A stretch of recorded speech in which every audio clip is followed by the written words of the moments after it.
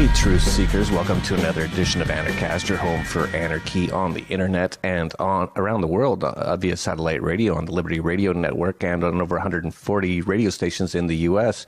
We have a great guest coming on today. It's going to be an incredibly interesting episode. We've been talking about so many things lately, spiritual stuff. We've also been talking about economics. We've been talking about love, all kinds of stuff. We've been getting into all sorts of different areas.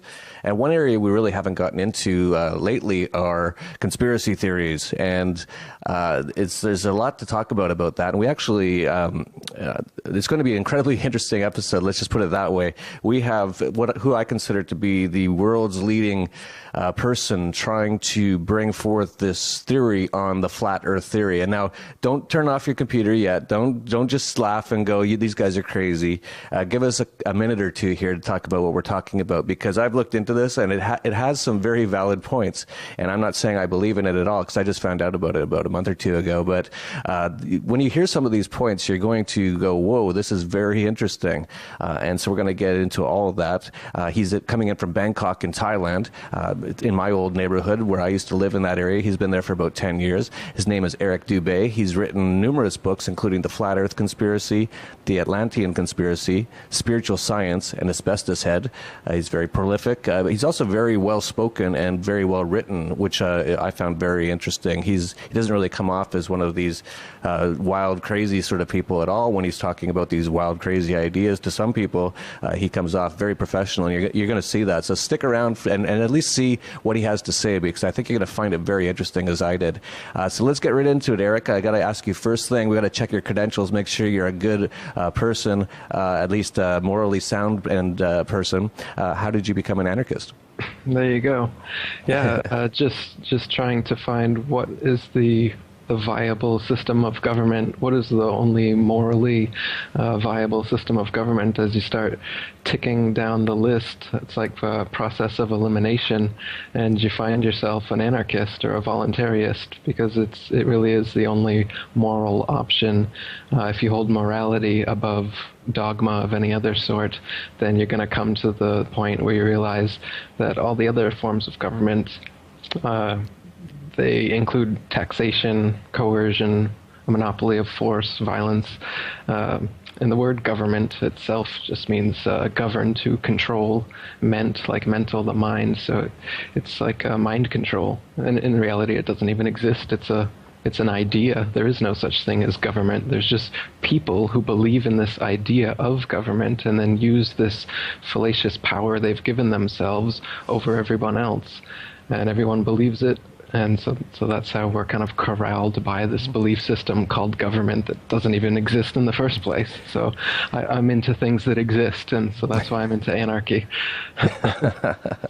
Yeah, government is conspiracy theory. Yeah.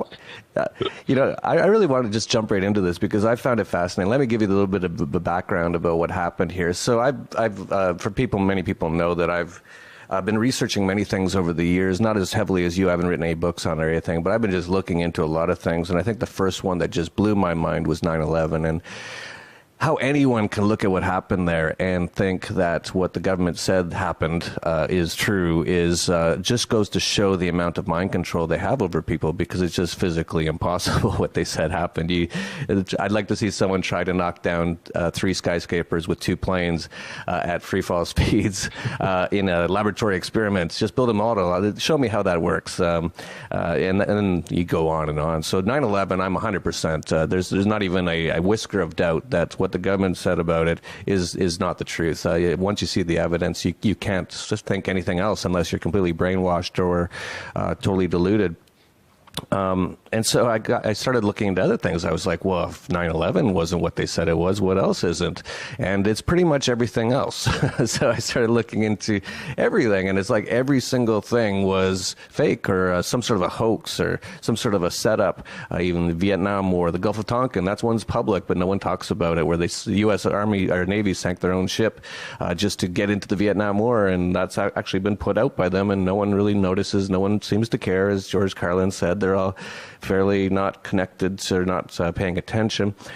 I guess the next one that really started to blow my mind was the moon landing. I'm not 100% sure it was fake, so I want to just be honest here. Like with 9/11, I will stand by it 100%. 100%, I have no doubt in my mind that that was not what they said it was.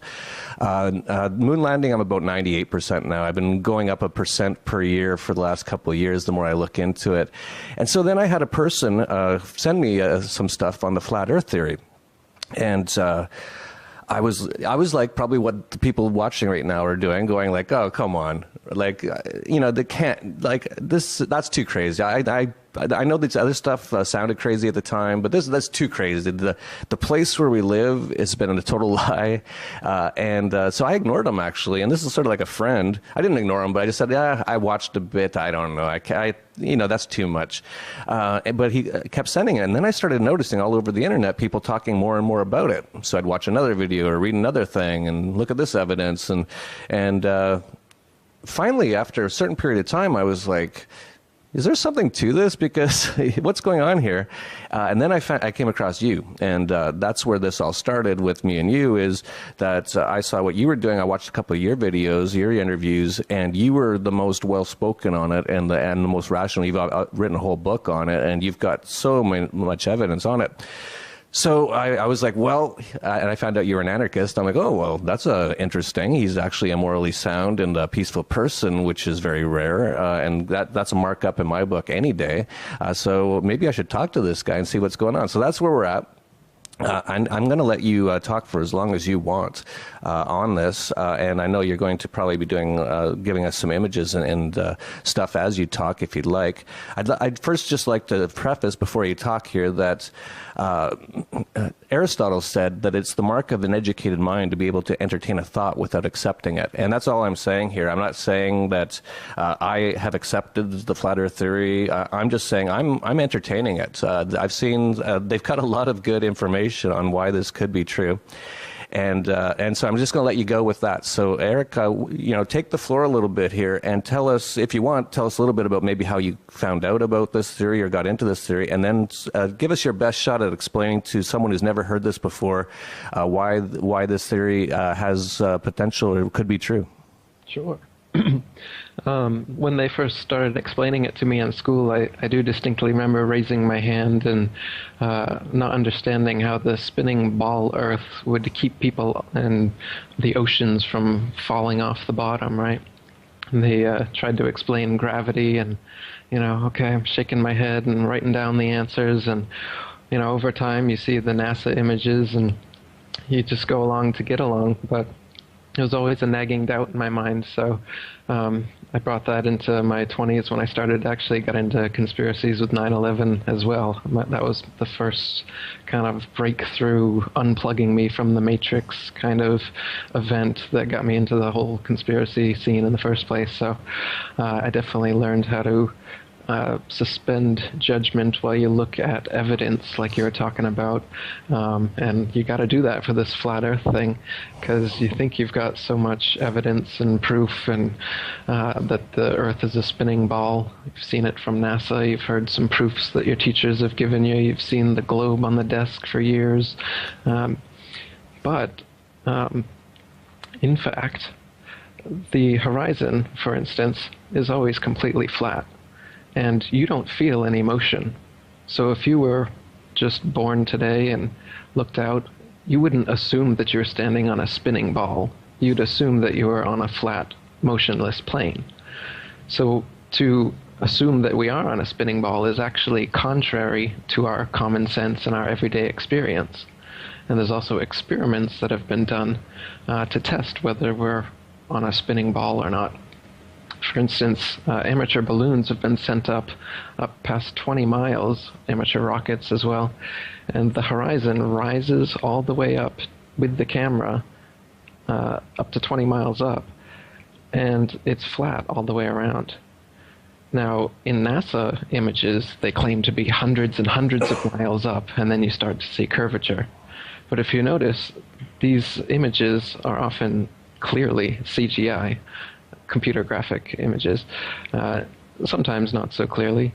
Sometimes the earlier ones were actually done through a round window. So they've used many different tricks throughout the years, but NASA is essentially Hollywood, and all the images that you think you've seen of a spinning ball Earth are faked. And all the amateur balloon and rocket footage that we've sent up there shows a flat horizon that rises all the way up. And that's impossible on a ball. No matter how big a ball is, as you rise up, you would have to look down to be able to see the horizon. The horizon would not rise up with you. That's a characteristic of an extended flat plane. And when you're in an airplane, you can see out both windows, and you can see the horizon at eye level at 35,000 feet and higher, out both windows. But think about it. If you're on a ball, over a ball, no matter how big that ball is, you shouldn't be able to see the horizon out your plane window. Now, some people think that they see the curvature of the ball out their plane window, but in fact they're just seeing the curvature of the glass, because the windows are all slightly curved to fit with the fuselage, and when you look at the horizon through a window like that, it does give a slight effect. And GoPros and traditional cameras, wide-angle fisheye lenses, they also give this kind of effect. So a lot of footage you'll see of the horizon, it'll warp, and sometimes it'll be convex, sometimes it'll be concave, but as the camera stops moving and stops tilting, it will always pan out to completely flat and on level with the camera. Again, this is just impossible on a ball. It doesn't matter how big the ball is. The ball could be 10 times larger. They tell us it's 25,000 miles in circumference. Even if it was 25 million miles in circumference, if you're above it, you're above it. You would have to look down to the horizon. But you just never will on the Earth, the actual Earth. So the horizon proof is one obvious one, a go-to. Another one is just the natural physics of water. It's the natural physics of water to find and remain at level. If water is dammed up and then released, it will flow out in all directions until it becomes level again. But on a spinning ball Earth, we would have to have oceans that were hundreds of miles of curved water. And this is impossible. I mean, they can't show you any example of this happening, but they claim this is what's happening on the Earth. And then they claim that there's a force called gravity that holds these oceans in just so, that it's strong enough to hold the oceans in, but weak enough to allow, bugs to take off and smoke to rise out a chimney. So the magical force of gravity, which was created by knighted Freemason Sir Isaac Newton, is basically their go-to answer that explains away anything they have a problem with. Gravity is what they say caused the Big Bang somehow. Gravity is what formed the planets and the sun. Gravity is what causes the planets to orbit around the sun and moons to orbit around planets. Gravity is what causes the water to stick to the planets. Gravity is what causes the tides from the moon. You name it, gravity does it, as far as they're concerned. But in the flat Earth model, gravity is just density or buoyancy. In other words, an object in a medium, depending on their relative densities, will float or sink based on the friction between the two. So whether it's a gas, liquid, or solid, dense things sink and light things float. There really is an up and down in nature. They try to tell us that everything's a ball, and so up and down is an illusion. People in Australia are hanging upside down, and they don't know it. So that's another philosophical impossibility they kind of get us to believe by thinking that gravity sucks everything into the center of the ball and holds us under the ball. Meanwhile, gravity causes planets to orbit around us. So like I said, when they want to, gravity causes some things to stick to and we could become central, and sometimes it causes them to orbit things. Sometimes it causes big bangs, apparently. Gravity's a big catch-all term for whatever they want it to be. Am I right on that I heard that gravity really has never been proven? Like, what did they say gravity is? Like, do they even have like some sort of model, or is it just a word? Yeah, they've got plenty of calculations, and you can look at Wikipedia, and they've got pages of complex mathematics that I have no idea what it means, and supposedly it all has to do with gravity. But again, in actuality, everything can be explained through density and buoyancy without assuming that there's this magical pulling force that pulls things towards the center. They call it a mutual attraction of masses, and that a mass, by virtue of its mass alone, causes this force called gravity, which causes other smaller masses to orbit or stick to those larger masses. But they can't actually show you any example in nature where this happens. They can't show you some object that's so massive, why can't they create some CERN, massive thing that's so massive and dense enough that they could at least cause a dust bunny to gravitize around it? They can't create any sort of experiment to prove that this gravity exists, but yet it's their catch-all explanation for everything that they can't explain. So really the science that people think is so solid that we've been believing with gravity and astronomy and the whole Big Bang cosmology with billions of planets and stars and suns and all this is all science fiction. What's actually going on is we're on a flat plane. I don't know how far the flat plane goes. That's still a mystery. But the sun, moon, stars, all the celestial bodies rotate around us. And this has been proven, too. Since the 1800s, they've done experiments. You can look up Airy's failure is one. George Airy put water in a telescope to slow down the starlight coming in, and comparing it with control telescopes, you're able to see whether it's the starlight that's moving over us relative to a stationary Earth, or is it the moving Earth rotating under a relatively stationary star. And this and many other experiments by Michelson, Morley, Gale, Sagnac, and some others in that time proved that the celestial objects in the sky are all revolving around us, and we are completely still. Those conclusive findings, however, were philosophically debunked by Einstein and his relativity theory, where he banished the absolute ether to absolute relativity and said that you can't determine what is the most central thing in the solar system, and even what is moving around what, essentially, because everything is moving and everything is relative to everything else, and we don't know where the center or the edge of the universe is. So this like absolute relativity is what I call it. It's a paradox, but through this philosophical paradox of absolute relativity, they banished these conclusive experiments that prove that the Earth is stationary and everything's revolving around us. Since then, we've had planes that can prove even further that the Earth is stationary, helicopters as well. You'd think if the Earth was revolving under us, you could just hover up in a helicopter and the Earth would revolve underneath, and then you could land when your destination got to you. But of course, they tell us that the magic of gravity holds the atmosphere to the spinning ball too, and so, relatively speaking, you're moving with the ball. Okay. But they've done experiments with projectile cannons as well as planes taking off in all cardinal directions. And if the Earth was spinning 1,000 miles per hour eastward, as they say, and the average commercial airliner goes about 500 miles per hour, your eastward destinations should come up behind you long before you ever reach them. That's just a fact of this. But it's not the case that going in any direction changes the resistance or speed of a airplane. So, and you can imagine how difficult it would be to try to land on a runway that was going at 1,000 miles per hour. Pilots land at all 360 degrees. If the Earth was actually spinning, tilted 23 degrees on its axis like that, the only way it would be able to come in on the runway would have to be on very specific angles, otherwise it would be totally off. But again, they just tell you the magic of gravity and the Velcro of the atmosphere somehow makes it so that that's all negligible. Another thing they say is negligible is that, if the Earth was a ball and you're flying over it, you'd have to descend gradually to stay at the same altitude.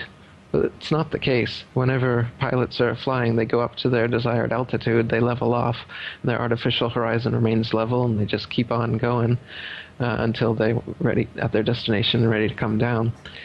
at 500 miles per hour, they would actually have to descend approximately a half a mile every minute just to stay at the same altitude. And this just doesn't happen. If the Earth was a ball and they didn't descend, after a half hour you'd be out into outer space just from going straight, right? I can go on. Like I said, yeah. I've written a book about it. Maybe what I should ask you instead, which is more fun, is why do you think you're on a spinning ball, Jeff? Well, I don't. I'm glad you asked me a question on that because I have a lot of thoughts on that. I was just thinking as you were writing or talking. Sorry, I was writing, trying to take some notes. What I've found in my life is that, okay, I'm going to give you an example. I started off more the economic side of things when I started to wake up. So my first introduction to, hey, maybe we don't need government, maybe government is evil, was after the tech bubble burst in 2000, and there seemed to be no explanation for it. So I started looking into how the money system worked, and the very first book I read was The Creature from Jekyll Island, and I was like, whoa, this is not what you're told. And then I just kept looking into it, and the further I looked into it in Austrian economics and stuff, and, back then, especially, I was like, hey, I've got to learn this economics because, I have to understand how this system works. I'm quite involved in the financial, monetary systems, investing, things like that. If I don't understand economics, that's crazy.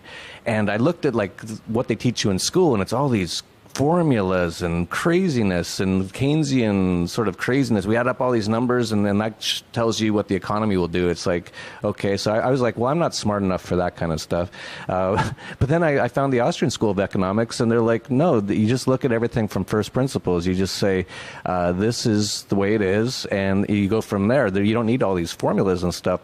And so what I've discovered over time is that in the economics profession, there's a ton of garbage they just teach you in school, and it actually makes it look really confusing. And like you have to be like this super genius in math to even think about becoming a really serious economist.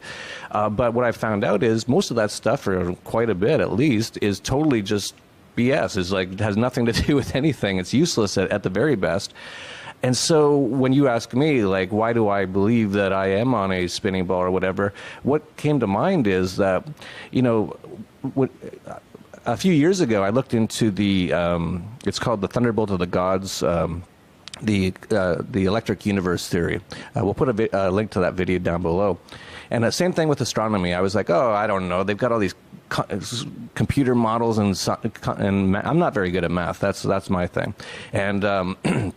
And I was like, how could I ever even understand any of this stuff? And then I watched the Thunderbolt of the Gods, the Electric Universe theory, and it just made sense. They just asked questions like, why does a comet have a trail of stuff coming off of it, ice or whatever it is, if it's, they've got all these things. And I was like, that makes total sense. If you watch the Thunderbolt from the Gods, you'll understand what I'm saying.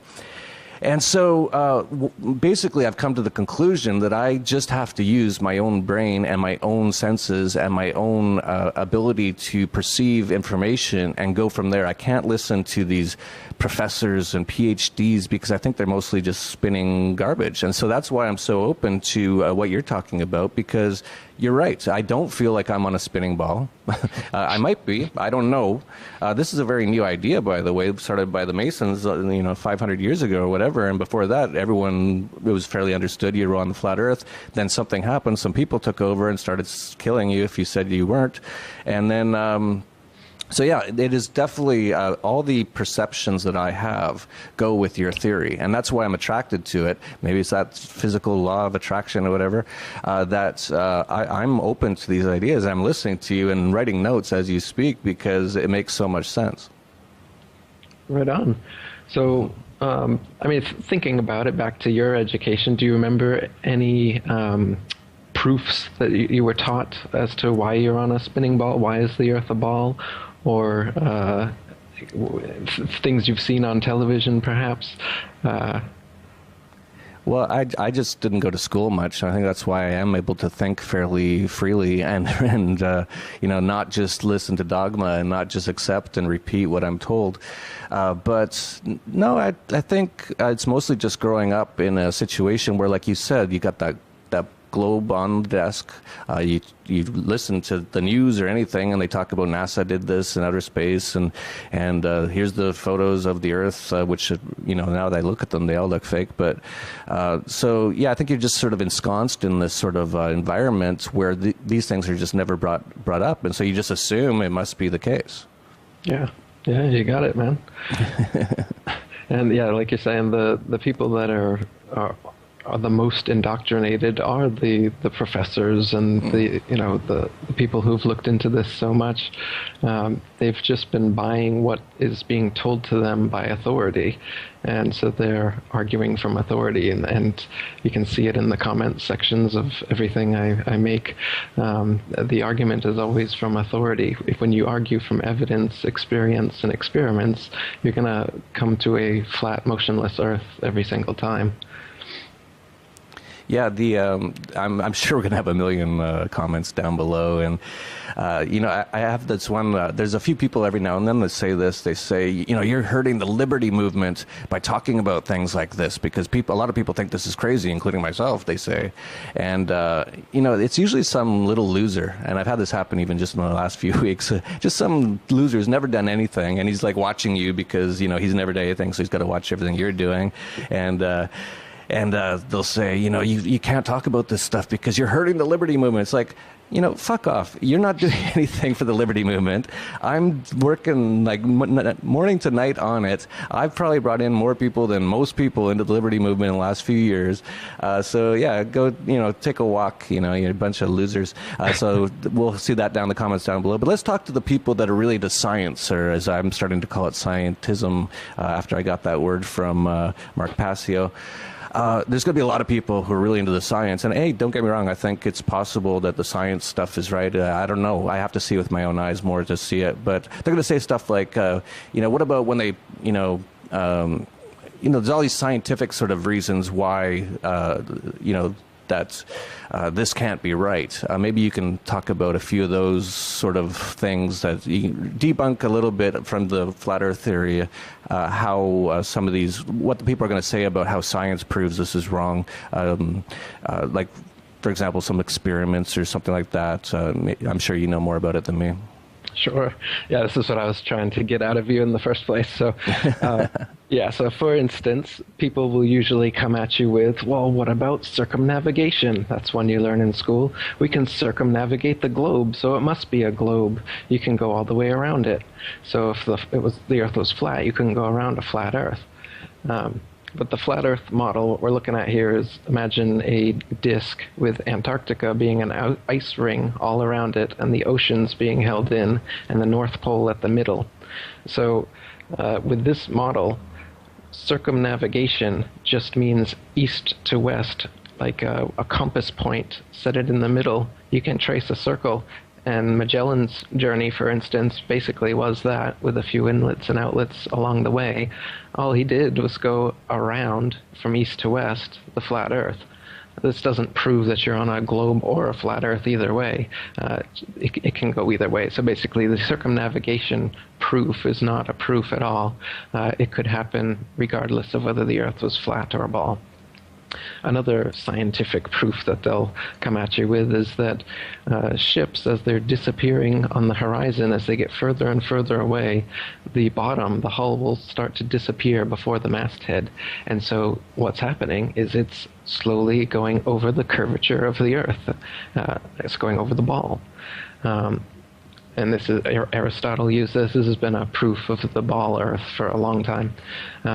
The ball Earth has been theorized back as far as Pythagoras 2,500 years ago, but it didn't really pick up steam until 500 years ago. But so anyway, yeah, this one is one they use a lot. But in actuality, if you use binoculars, a zoom camera, a telescope, after the ship has completely disappeared over the horizon, you can bring it completely back into view, proving that it hasn't descended over a wall of convex water. But in fact, it's just gone beyond your perspective. The horizon line is not the curvature of the ball Earth as you're told. The horizon line is the vanishing line of perspective from your point of view. And that's why as you raise altitude or on a clearer day or with a zoom camera, you're able to see further and further along the horizon. It's not a fixed point as it would be on a ball, as they tell you. So again, this is another supposed scientific proof of the ball Earth, but when you do experiments yourself with a telescope, you can see that that's bunk, and in fact, you've proven the opposite. And just, I know there's going to be a lot of people who are going to be devil's advocating, watching this. So I'll do it for them because I've asked these questions as well. So my question was, why, if it's a flat Earth, why couldn't you stand on the coast of California with a telescope and see Japan or Hawaii or something? And I think you know the answer to that. I'll let you answer that. Yeah. You can't see an unlimited distance, regardless of whether the Earth is flat or a globe. And the lowest layer of the atmosphere is the densest and not transparent. So if you imagine like a hot, humid day, the haze over a road, all telescopes will eventually blur out in that same kind of way due to the air. So no, you can't see an infinite distance. And the reason people think this, again, is they think that when they point their telescopes up, that they're seeing starlight from trillions and trillions of miles away, because that's what they've been told by NASA. Now, in fact, you can measure with sextants and plane trigonometry how far away the sun, moon, and stars are, and they figure to be only a few thousand miles off the surface of the Earth. But they tell you that they're like the closest star is 25 trillion miles away, 4.2 light years away. Their science fiction term they created to make it sound more plausible. And the reason they give these ridiculously long distances to the stars is because they have to for it to fit their model. Because day after day, year after year, the fixed stars stay fixed in their constellations as they revolve over and around us. But what they say is that the Earth is spinning, and it's spinning around the sun, and the sun is spinning around the Milky Way, and the Milky Way is spinning around the known universe. And so you've got spinning upon spinning, and it's faster and faster, all these multiple spins happening. But if this is the case, you'd see movement in the stars. So the only way they can claim that you don't see movement is to use this ridiculously huge mathematics to make the math fit. So if you say the closest star is 25 trillion miles away, then you can still say that, oh, there's no parallax change between the fixed stars every year because they're just so far away. But no, you can't see that far through even the best telescope. And by the way, the Hubble telescope doesn't exist, and all the images supposedly coming from the Hubble telescope are wonderful CGI Photoshop. Look again. Yeah, I was just looking that up yesterday. So, I'm just like looking at, okay, let's go look at what the Hubble telescope things are. I've never looked at them. I don't care that much. I'm busy doing my own thing. So I said, well, what's this Hubble taking anyway? So I went and looked at the images, and these images are, wow, these are amazing. Like, how are they getting such amazing images? Like, why don't they turn it back around on the Earth and get some really amazing images of the Earth? Like they don't really have any images of the ball Earth that's ever been taken, right? Like, that was my question. And I actually had another one too, was about Antarctica. This is a really interesting one in my opinion. I want to hear your answer. It appears like no one has ever crossed Antarctica from one side of the Earth to the other side of the Earth, even in a plane. Which seems insane to me, and maybe you know of some evidence that they have, but I don't know of any. Or at least someone's claiming that they have. And so I was sort of chatting with a friend the other day, because I've been so interested in this, I've been looking it up, and I said, well, if, we really just need to get a plane and fly it over Antarctica, like just to see what's going on. And my friend who doesn't know anything about your theories or anything, he said, oh, no, it's just way too cold. And I'm like, well, they fly over the North Pole pretty much all the time. And he said, no, it's just way too cold. It's too big, too, down there. And I said, well, in the 1960s, they had the technology to fly to the moon, which is way colder and way hotter, play some golf, drive around in a golf cart, and come back. Why can't we ever get a plane to fly over Antarctica? So I'll let you respond to that one. Absolutely, exactly. That's exactly what they say. They say that it's too cold, and that's why there aren't these flights. But there's flights from Australia to South America, for instance. That if the Antarctica is a little ice continent underneath the ball, as they tell us, then you should take the most direct flight. But they don't take the most direct flight in all these cases. They go around, the long way around, and the excuse they give is that it's too cold. And like you said, well, that doesn't make any sense because it's way colder and hotter out there on the moon and on the way to the moon that they supposedly went. So why is Antarctica giving them such a problem? And yeah, they haven't gone to the bottom of the ocean yet. The more you think about it, it's like a lot of things don't make any sense. It's like, well, if they can do this, why can't they do that? And if they can do that so easily, why can't they just fly over the Antarctica? And then, of course, as you know, and you mentioned, Antarctica is pretty much a no man's zone. It's a militarized zone. If you try to get in there, you'll probably be turned back. So they don't want you to know what's there, from what I can tell. That's right, yeah. People like Jarl Anderhoy have been turned away when you try to just go there on your own without one of their pre-approved tour groups. They will turn you away at gunpoint, fine you, and put you in jail. They don't take kindly to that at all. And yeah, they don't want you to expose the hoax. There's a UN treaty that's been going on since the 50s there, so they don't let anyone in there other than their pre-approved guided tours that they take people to the fake South Pole. They've got a ceremonial South Pole there at an arbitrary point along the Antarctic ice, and they take people there. It's a little barbershop red and white pole, and there's a ball earth on top of it. And they take photos there and tell people that they're at the South Pole. And it's interesting, though, you can hear on a BBC clip them talking about how, well, it's not actually at the South Pole. The real South Pole is somewhere, several meters away. And so they tell us that this spinning ball earth model is that the magnetism of the ball earth happens from the molten metal core in the middle of the ball, and it causes the geomagnetic poles to constantly shift. So the north and south poles are constantly moving. So this is their perfect excuse that they can give for when people go to the South Pole and break out a compass and see that north isn't in every direction as they go around the pole. They can just say, oh, well, the pole's constantly moving, so there's no way that you can find it. And in the North Pole documentaries, they never break out a compass there either, nor do they give any star readings to prove that they actually are at the North Pole.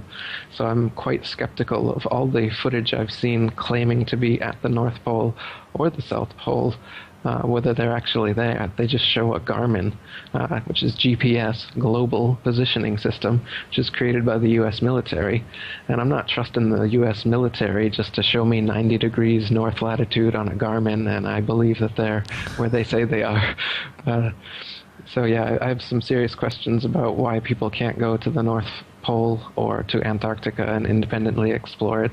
Pilots are also not allowed to go over there independently. They have some polar routes, they're called, but they don't go directly over the North Pole, and nor do they ever circumnavigate under the supposed ball from one side of Antarctica to the other. They always go around. You can check for yourself on all these flights. If the Earth was really a ball and they can survive the cold of outer space, they should be able to fly a straight route across Antarctica. Yeah, you'd think we'd have the technology for that, to just fly a plane from South America to, I guess, what's on the other side in their theory, Africa or something. Well, I think we should push for this. Let's do like a crowdfund or something to try to do the first manned aircraft flight over Antarctica.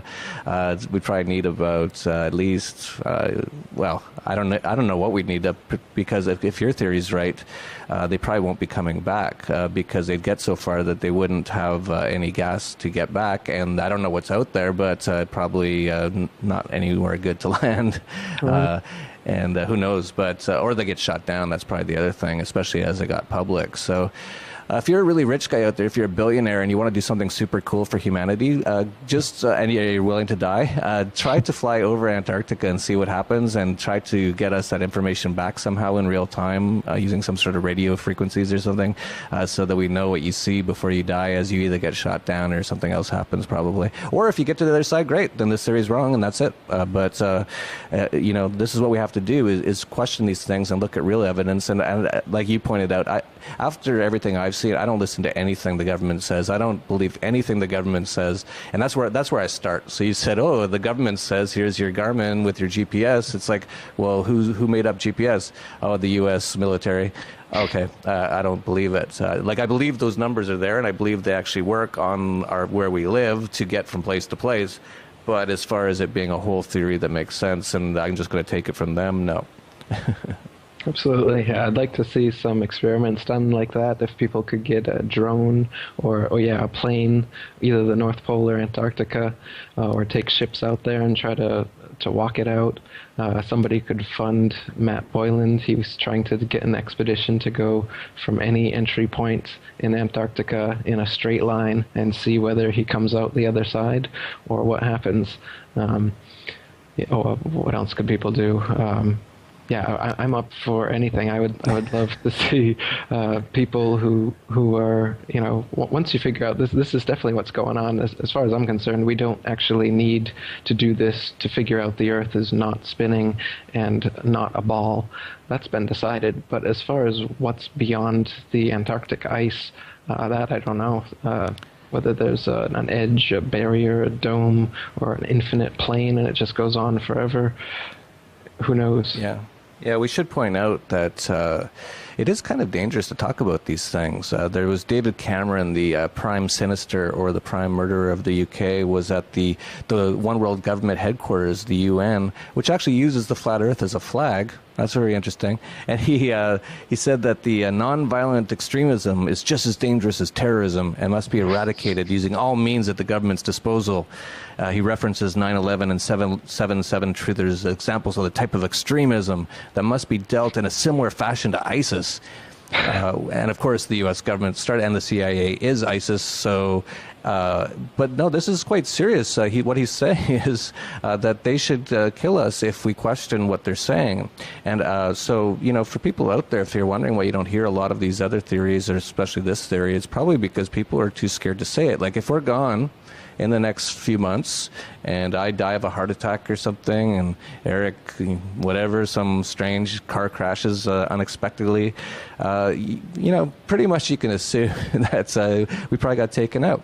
But what we got to do is spread this information. And I'm not saying, again, I'm not 100% on the flat Earth. I'm going to need to see more evidence, but I think the evidence is incredibly compelling to the point where I will continue to look into it for sure. I think it is a point, though, as well, that David Cameron said that us people who are questioning what they're saying essentially is what he's saying, and actually rationally looking at the evidence. He's saying that we're as dangerous to them as terrorism. And that's actually right, because if enough people wake up and look at all the evidence and listen to their own senses and what they're seeing, and not to some professor on TV who's got all these charts and numbers that you don't understand and probably no one understands, and if anyone understands it, they probably don't even get that how it relates to anything. They're just like math freaks or something. This actually is dangerous to the government, and he's right. And so they're going to try to shut it down any way they can. So we have to just get this information out there. I'm not saying, again, that I'm a flat earther yet. But the more you look into it, I'm going to have to see some real solid evidence that I can see with my own eyes to prove one way or another at this point, I think. Yeah, man. The second president of the International Flat Earth Research Society, Charles K. Johnson, he had his house burned down and all of his flat earth materials, books, correspondence, his whole library, and he swore till his dying day that it was a NASA agent that did it, who also tried to kill him on more than one occasion. So there's definitely that aspect to it. They also have controlled opposition set up to defer people away from the legitimate flat Earth. So, for instance, the International Flat Earth Research Society I just mentioned was started in 1957, and in 1970 they started out the Flat Earth Society, of Canada, and then they took off the word Canada right away. And this one was a satirical society set up to control the opposition, to make it look ridiculous. And they did a wonderful job. Their president, Leo Ferrari, would go on television interviews claiming to be a flat earther, but then doing ridiculous things like taking on a big rock and saying, I was just at the edge of the earth and I almost fell off. I lost all my shipmates, but I held on to this rock and I saved me. And so I just brought this here from the edge of the flat earth to show you. And he'd say things like this. And nowadays, the Flat Earth Society promotes false flat Earth arguments, such as the flat Earth disk constantly rising to account for gravity. They say instead of the force of gravity pulling us down, the flat Earth disk constantly rises up. And they claim that this is what flat Earthers believe. But as I said earlier, we don't take gravity as being real in the first place. We just take experience and experiments, the zetetic method as it's called, just common sense. You don't need to, Occam's razor, you don't need to make unnecessary assumptions and call something gravity when it's completely explained with the already existing laws of density and buoyancy. So that's characteristic of their pseudoscience that's nowadays taught as science. And when somebody presents you with ideas of a flat Earth or a geocentric system, that's thought of as ancient pseudoscience that our ignorant ancestors believed, when in fact the experiments, experience, evidence, common sense is actually on that side, and we've been fed a bill of lies, pseudoscience, for so long that we believe it to be science. Yeah, they always try to flip everything like to be the opposite of what it really is. And when I say they, I don't know exactly totally everything about all this stuff, but it appears to be Freemasonry seems to be a big one involved in what they call the occult, hiding the knowledge. Occult just means hidden. And for whatever reason, over the last few hundred years, it looks like they have just decided they don't want people to know what life is. They want to totally try to confuse them in every single way, including the money system. If you're in the U.S. and you pull out a $1 bill, just look at the back of the $1 bill. That's the Masonry symbol, the all-seeing eye pyramid. So you have an occult symbol in your pocket. So this is not crazy theories. This is what's going on. I've heard that what they're trying to do is trying to get humanity away from God, whatever God is, spirit, gods, from themselves, from understanding truth, from being human, basically. And I don't know why they're doing that, and I don't know if it's satanic, or I don't know if they're just screwed up psychopaths. I don't know, and maybe you do know. And if you feel you have some evidence on that, let me know. But isn't that right, that it's basically been sort of from Freemasonry, they've been trying to hide this knowledge for a long time? And if it is true, do you know why they're trying to do it? Yeah. Like you said, on the dollar bill, the mono eye, that's the one eye of Freemasonry, of the Illuminati, whatever you want to call it. So money is definitely part of the scheme. As you mentioned, the UN, their symbol, their logo, their flag is a flat earth. And it's divided like a target, like a bullseye. It's divided into 33 sections. And, there's 33 degrees of Freemasonry. The first 3 degrees are called the blue degrees. The flag also happens to be blue. So you've got that encoded there. And then the people who originally brought us the spinning ball Earth from all the way back to Pythagoras and Copernicus, Galileo, Newton, Kepler, these people are all Freemasons as well. I showed in my Freemasons Exposed book, there's pictures, paintings of them doing Freemasonic hand signs, standing with Freemasonic objects and everything.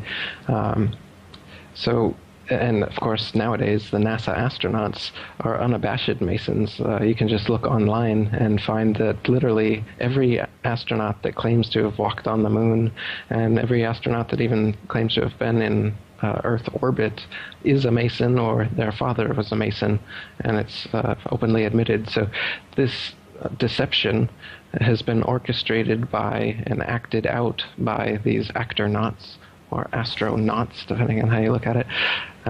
They're Freemasons, on the mathematical, astronomical side, as well as the exploratory astronaut side, the whole thing. Even the Hollywood side, Hollywood is run by Freemasonry as well. So the special effects, everything they're using, right from their gravity, think of the G in the compass and the square, another possible meaning for that G. You've got God, geometry, gnosis, and perhaps gravity, their biggest deception.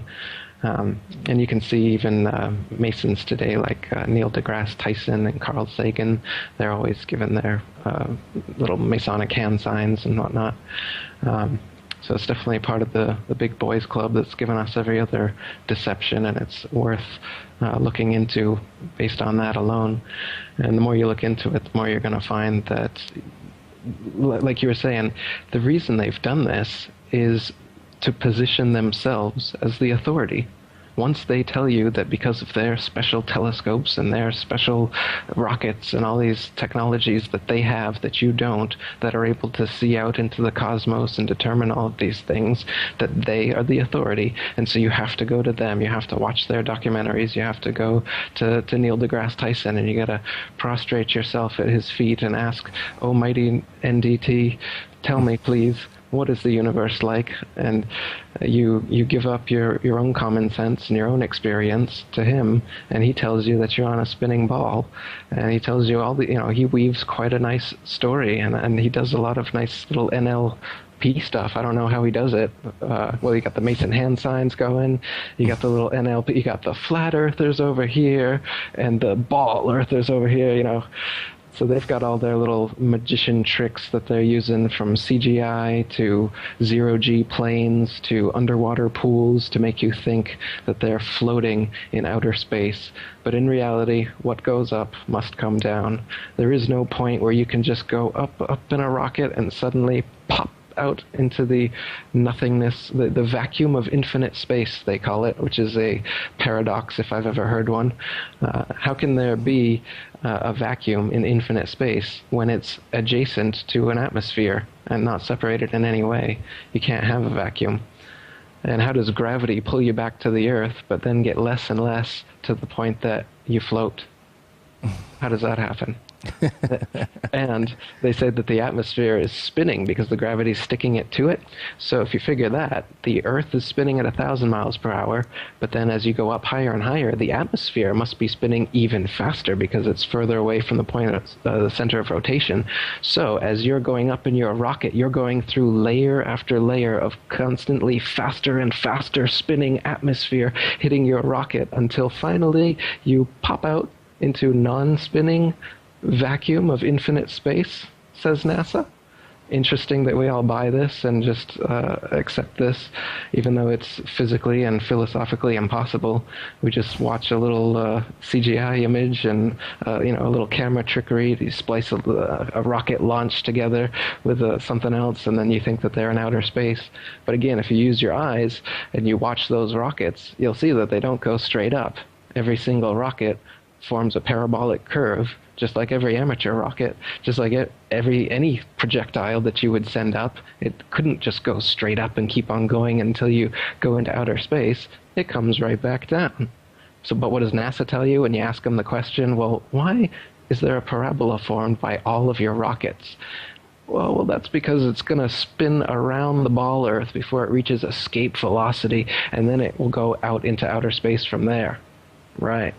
I've seen a documentary full of nothing but NASA rocket launch failures, and if you just watch that, I don't think you'll be able to believe that they've put a man on the moon or even put a rocket out as far into outer space as these supposed ISS images are coming from. It's absolutely ridiculous. The technology we have is nothing like the science fiction that we've been shown. Yeah, it's amazing. So much deception. I was talking, we could talk forever about this. I don't want to keep you too long. And if people really like this, we can have Eric back on another time to do it and maybe answer your questions or whatever. And if you don't like it, then that's the last time he's on because I need ratings. So, I'm just joking. So I was chatting with a friend who again was because he's a very science guy, which is fine, whatever, whatever.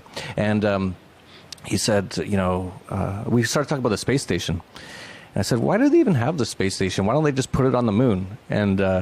And he was like, well, no, they want to have it there because they want to study orbits or whatever. And I said, okay. And I said, well, why don't they just put one on the moon? It was so easy like 45 years ago just to fly up, drive around a go-kart, play golf, take some really awesome, amazing pictures and then just, hop into like this little tinfoil thing and then float into outer space and then come back and then it was really easy back then. I don't know what's changed since then, but why don't they put like something on the moon, like, because now I'm hearing they're starting to talk about Mars, and they're like, we want to do put humans on Mars and start a colony. It's like, why don't you do it on the moon? It's so much closer, according to what you guys say. It's like, and it'd be so much easier. And if it's so easy to get to the moon, the guys on the space station should, just every weekend go to the moon. Why not? They're already out there. It's just like, bloop, hop in that little tinfoil thing and just, land down, no problem, go, drive around a bit, have some fun, then come back. It'd be like a nice little weekend getaway, because the hard part's really, according to them, getting outside of the atmosphere, right? So once they're out there, just take off to the moon for the weekend, but they never do. No one's ever going there. I don't know why. It's strange. That's a good point. Yeah, why haven't they been back there in 45 years? And if you look at the moon on a clear night during a waxing or waning cycle, you can see through it. Especially if you look during the afternoon, you'll notice that the supposed craters on the moon, you can see the blue sky right through those craters. Just look up, type in moon afternoon or something in Google and take a look. Or when you can see the moon sometime around 4 or 5 o'clock, when it's still, the sky's still blue, the sun's still out a little bit, but you still got the moon there, you'll notice that what is called craters is clearly not craters. And the supposed solid globe-shaped moon that they've presented us with cannot be the case, because you're seeing right through it. And even astronomers from the Royal Astronomical Association from hundreds of years ago have have written periodically having seen stars and planets through the moon. So like the popular Islamic flag and the symbol you see on mosques, for instance, with a crescent moon and a star occulting it, that actually happens. You can see that happen. So the moon, it appears, is its own unique light. It's semi-transparent and self-luminescent, whereas they tell us it's a spherical terra firma body that reflects sunlight. But you can prove that this is not the case, and that the sun and the moon are actually the same size as they appear.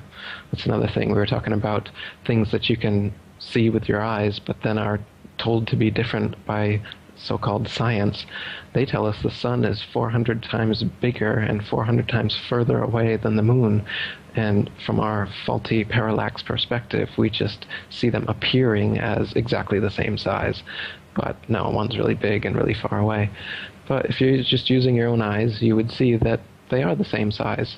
And the horizon is flat, and the earth isn't moving, and everything in the heavens does revolve around us. Like you said, why haven't they been to the moon? Because you can't go to the moon. The moon is just a light. It's not a spherical, terra firma, Earth-like body that you can land masons on. Yeah, we should keep this a little shorter, because I think if anyone's watched this far, they already know most of this stuff. And if they haven't watched this far, then they've already given up because they're like, oh, these guys are crazy, so there's no point even talking any further. So, but there is probably some people who are like, whoa, and watching and watching and watching. So why don't you let us know where people can get more information on this sort of stuff? That's one thing I noticed. It seems to be all over the place. Maybe you, since you've already written what I consider the only book I know of that looks like it makes a lot of sense, The Flat Earth Conspiracy. Maybe you can sort of figure out a way that people can, or maybe you already have it, some sort of place where people can put evidence that proves the flat Earth theory that can be all collected, actual evidence using video cameras and showing, whatever. It obviously could be fake, but some sort of repository for this information that you can build off. But anyway, let people know where they should go if they want more information on the flat Earth and about your books and everything else. Yeah, I actually just restarted the International Flat Earth Research Society that I was talking about earlier that ended after he died and his materials were all burnt down. So I started it up again as a forum, and I've put on all the materials that I have on there, and everybody on there is collecting their own experiments and evidence as well. So I definitely recommend going over there if you're interested in learning more about the flat Earth. It's ifers.boards.net, which is ifers.boards.net. My website is atlanteanconspiracy.com. I have a flat Earth section on there. You can see a bunch of research I've compiled there. And my book, The Flat Earth Conspiracy, you can get from the website as well. I have a documentary called The Flat Earth Conspiracy you can see on YouTube. Go to my YouTube channel, Eric Dubay, and actually I have a lot of documentaries on the flat Earth and other related subjects. That's a good place to go if you're wanting to look into some more of this information. Check out Eric Dubay, ERICDUBAY, on YouTube. That's great. And I have to say, after talking to you in person, I'm even getting closer to pretty much being a flat Earth person. I think I'm going to hold that still because I haven't done enough research on my own to be totally comfortable. But just the way you are and the way you talk and how you're on the same wavelength as me on 9/11 and all these things says to me that either we're both crazy, which a lot of people are going to say, or I should listen to you because you're on the similar track to me, so you can bring me a lot more information which I can decipher and figure out for my own self, make my own decision on what I think is correct. But in fascinating stuff. I'm really glad to have had you on. I think we're probably going to end up having you on again if you're open to it because already we're up to an hour here, and we want to make this quite a good video as well, so we're going to put in some graphics and stuff. So this could be quite a bit of work for a lot of people involved here to kind of show you what Eric's talking about. So let's keep this one to about an hour now. And like I said, if you like this, if you're interested, you want more, please comment anywhere you see this on Facebook or on YouTube and just say, yeah, I want to hear more about this. And if not, no big deal. It was just information. We're just trying to figure out what's real and what's not. And there's a lot more unreal out there than we appear to know. So we're just digging into all that kind of stuff, and now we're the terrorists. So welcome to 1984. And so, if you like this information, share, like, subscribe to this channel. Download this. This may get taken off YouTube, and that should be a sort of a little bit of hint. YouTube owned by Google, I believe, with the slogan, "Don't be evil." I think it's should be don't expose evil is really what it is. And so, yeah, like, download this, put it on something that can't be destroyed by an electromagnetic pulse, which they could totally do at any time. All this kind of stuff. They want to hang on to their control of this reality grid. And the more that we can just get information out there, the better. So please like, subscribe, share, and download this video and keep it. And re-upload it. I don't care. Re-upload it anywhere on any video channel because they will probably be starting to ban a lot of these pretty soon if people start talking about it. And so that's it for Anarchast, your home for anarchy on the internet. Peace, love, and anarchy.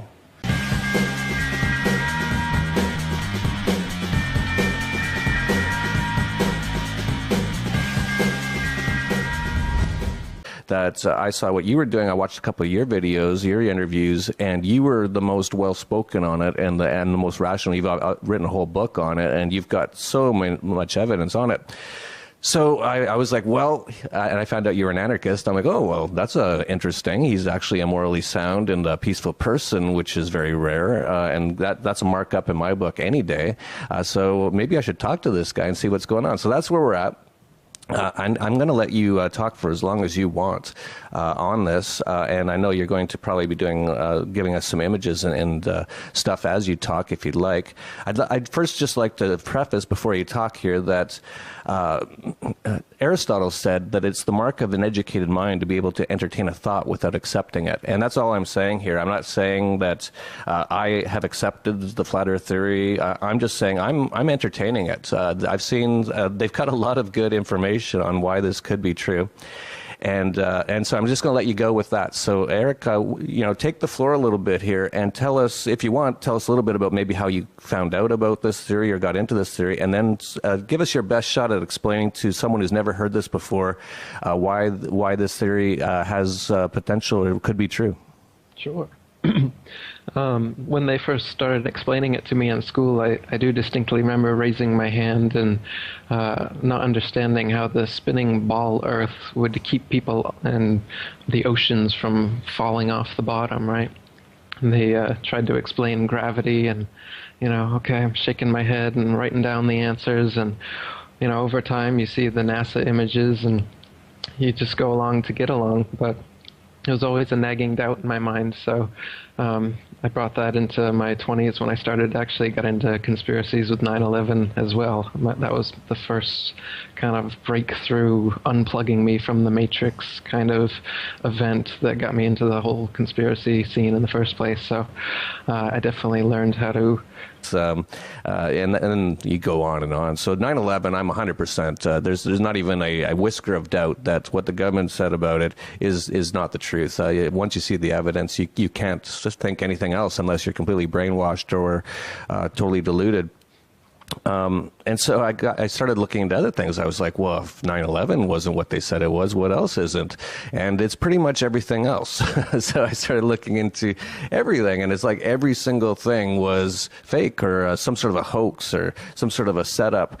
Even the Vietnam War, the Gulf of Tonkin, that's one's public, but no one talks about it, where the U.S. Army or Navy sank their own ship just to get into the Vietnam War, and that's actually been put out by them, and no one really notices. No one seems to care, as George Carlin said. They're all fairly not connected or not paying attention. I guess the next one that really started to blow my mind was the moon landing. I'm not 100% sure it was fake, so I want to just be honest here. Like with 9/11, I will stand by it 100%. 100%, I have no doubt in my mind that that was not what they said it was. Moon landing, I'm about 98% now. I've been going up 1% per year for the last couple of years, the more I look into it. And so then I had a person send me some stuff on the flat Earth theory. And I was like probably what the people watching right now are doing, going like, oh, come on. Like, they can't, like, that's too crazy. I know this other stuff sounded crazy at the time, but that's too crazy. The place where we live has been a total lie. So I ignored him, actually. And this is sort of like a friend. I didn't ignore him, but I just said, yeah, I watched a bit. I don't know. That's too much. But he kept sending it. And then I started noticing all over the internet people talking more and more about it. So I'd watch another video or read another thing and look at this evidence. And finally, after a certain period of time, I was like, is there something to this? Because what's going on here? And then I came across you, and that's where this all started with me and you. Is a person, at least morally sound and person. How did you become an anarchist? There you go. Yeah, just trying to find what is the viable system of government. What is the only morally viable system of government? As you start ticking down the list, it's like a process of elimination, and you find yourself an anarchist or a voluntarist, because it really is the only moral option. If you hold morality above dogma of any other sort, then you're going to come to the point where you realize that all the other forms of government, they include taxation, coercion, a monopoly of force, violence. And the word government itself just means govern, to control, like mental, the mind. So it's like mind control. And in reality, it doesn't even exist. It's an idea. There is no such thing as government. There's just people who believe in this idea of government and then use this fallacious power they've given themselves over everyone else. And everyone believes it. And so that's how we're kind of corralled by this belief system called government that doesn't even exist in the first place. So I'm into things that exist, and so that's why I'm into anarchy. Yeah, government is conspiracy theory. Yeah. I really want to just jump right into this because I found it fascinating. Let me give you a little bit of the background about what happened here. So many people know that I've been researching many things over the years, not as heavily as you. I haven't written any books on it or anything, but I've been just looking into a lot of things. And I think the first one that just blew my mind was 9/11. And how anyone can look at what happened there and think that what the government said happened is true is just goes to show the amount of mind control they have over people, because it's just physically impossible what they said happened. I'd like to see someone try to knock down 3 skyscrapers with 2 planes at free fall speeds in a laboratory experiment. Just build a model. Show me how that works.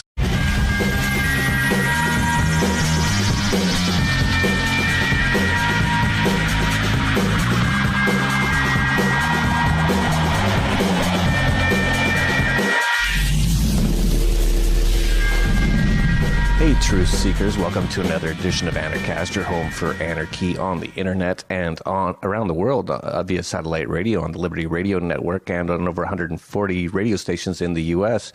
We have a great guest coming on today. It's going to be an incredibly interesting episode. We've been talking about so many things lately, spiritual stuff. We've also been talking about economics. We've been talking about love, all kinds of stuff. We've been getting into all sorts of different areas. And one area we really haven't gotten into lately are conspiracy theories. And there's a lot to talk about that. And we actually, it's going to be an incredibly interesting episode. Let's just put it that way. We have who I consider to be the world's leading person trying to bring forth this theory on the flat Earth theory. And now, don't turn off your computer yet. Don't just laugh and go, these guys are crazy. Give us a minute or two here to talk about what we're talking about, because I've looked into this and it has some very valid points. And I'm not saying I believe in it at all, because I just found out about it about a month or two ago. But when you hear some of these points, you're going to go, whoa, this is very interesting. And so we're going to get into all of that. He's coming in from Bangkok in Thailand, in my old neighborhood where I used to live in that area. He's been there for about 10 years. His name is Eric Dubay. He's written numerous books, including The Flat Earth Conspiracy, The Atlantean Conspiracy, Spiritual Science, and Asbestos Head. He's very prolific. He's also very well-spoken and very well-written, which I found very interesting. He doesn't really come off as one of these wild, crazy sort of people at all when he's talking about these wild, crazy ideas. To some people, he comes off very professional, and you're going to see that. So stick around and at least see what he has to say, because I think you're going to find it very interesting, as I did. So let's get right into it, Eric. I got to ask you, first thing, we got to check your credentials, make sure you're a good... Suspend judgment while you look at evidence, like you were talking about.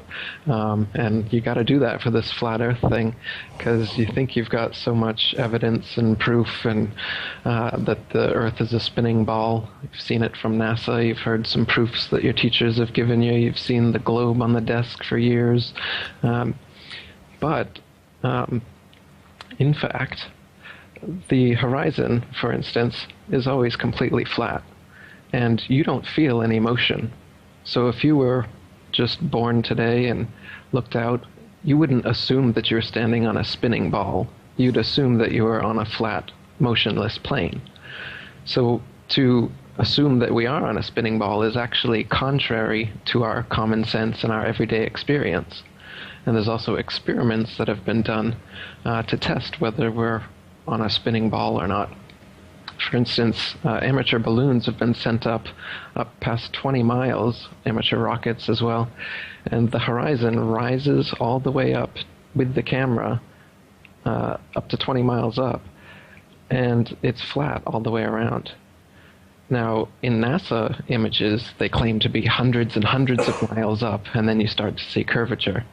But if you notice, these images are often clearly CGI, computer graphic images. Sometimes not so clearly. Sometimes the earlier ones were actually done through a round window. So they've used many different tricks throughout the years. But NASA is essentially Hollywood, and all the images that you think you've seen of a spinning ball Earth are faked. And all the amateur balloon and rocket footage that we've sent up there shows a flat horizon that rises all the way up. And that's impossible on a ball. No matter how big a ball is, as you rise up, you would have to look down to be able to see the horizon. The horizon would not rise up with you. That's a characteristic of an extended